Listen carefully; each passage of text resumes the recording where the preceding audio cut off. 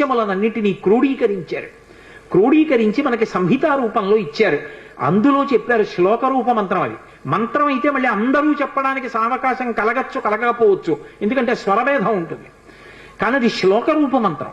అందుకే తప్పు చెప్పకుండా చెప్తే చాలు. హనుమకి ప్రదక్షిణం చేస్తూ నిశ్శబ్దంగా మాట్లాడకుండా ఆంజనేయం మహావీరం బ్రహ్మ విష్ణు శివాత్మకం తరుణార్క ప్రభం శాంతం ఆంజనేయం నమామ్యహం ఈ శ్లోకం చెప్తూ హనుమకి 108 మాటలు ప్రదక్షిణం చేసి వక్కలతో కాని, పువ్వులతో కాని, అక్షతలతో కాని మాత్రమే లెక్క పెట్టాలి. కాగితం మీద గుచ్చడం, పెన్నుతో కొట్టడం అలా చేయకూడదు. వక్కలు 108 ఓ డబ్బాలో పట్టుకెళ్ళి, ఖాళీ డబ్బా పట్టుకెళ్ళి ఈ ఒక ప్రదక్షిణం చేసినప్పుడు మళ్ళీ స్వామి దగ్గరికి రాగానే నిలబడి ఈ శ్లోకం చెప్పడం.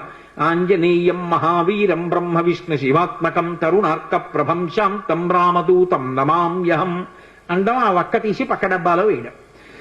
108 ఇందులో వక్కలు అందులోకి వచ్చాయంటే 108 ప్రదక్షిణాలు అయిపోయి మళ్ళీ వక్కల డబ్బా పట్టుకుని ఇంటికి వెళ్ళిపోవడం. హనుమ యొక్క ప్రదక్షిణముల చేత ఆయన అనుగ్రహంతో ఎటువంటి కోర్కెలను కూడా ఆయన తీర్చగలిగిన శక్తి కలిగిన వాడు అని అనుభవించిన పెద్దలు చెప్పిన మాట.